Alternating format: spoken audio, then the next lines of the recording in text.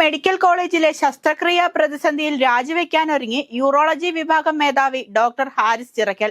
ഉപകരണങ്ങൾ എത്തിക്കാൻ ₹1 പോലും പർച്ചേസിംഗ് പവർ ഇല്ലാത്ത വകുപ്പ് മേധാവി ഓഫീസുകൾ കയറിയിറങ്ങി ചെരുപ്പുകൾ തേഞ്ഞു. രാഷ്ട്രീയക്കാരോടും ഉദ്യോഗസ്ഥരോടും അപേക്ഷിച്ച് മടുത്തു. മാസങ്ങൾക്ക് മുൻപ് നൽകിയ അപേക്ഷയിൽ നടപടിയെടുത്തില്ല. ബ്യൂറോക്രസിയോട് ഏറ്റുമുട്ടാൻ താനില്ലെന്നും ഡോക്ടർ ഹാരിസ് പറഞ്ഞു. ഫേസ്ബുക്കിലൂടെയാണ് പ്രതികരണം. അതേസമയം ഡോക്ടർ ഹാരിസ് ചിറക്കലിന്റെ ആരോപണങ്ങൾ തള്ളി ആരോഗ്യവകുപ്പ്. കഴിഞ്ഞ വർഷം യൂറോളജി വിഭാഗത്തിന് വേണ്ടി സർക്കാർ 50 ലക്ഷം രൂപയുടെ ഉപകരണങ്ങൾ വാങ്ങിയിട്ടുണ്ടെന്ന് DME ഡോക്ടർ വിശ്വനാഥൻ വ്യക്തമാക്കി.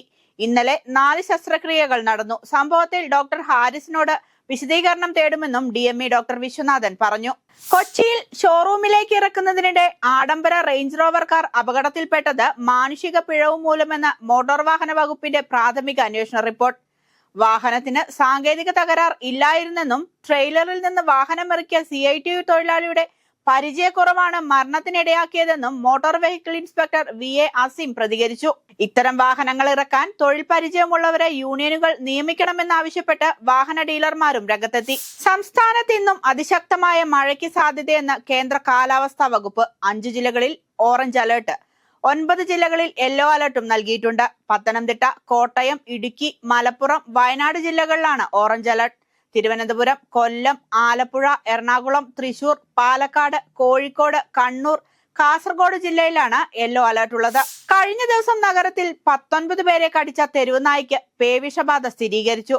കോർപ്പറേഷൻ ഡോഗ് സ്ക്വാഡ് പിടികൂടി പുളിക്കടവിലെ ആനിമൽ ബർത്ത് കൺട്രോൾ ആശുപത്രിയിലേക്ക് മാറ്റിയ നായ കഴിഞ്ഞ ദിവസം ചത്തിരുന്നു. കണ്ണൂർ RDLൽ നടത്തിയ പരിശോധനയിലാണ് പേവിഷബാധയുണ്ടെന്ന് കണ്ടെത്തിയത്.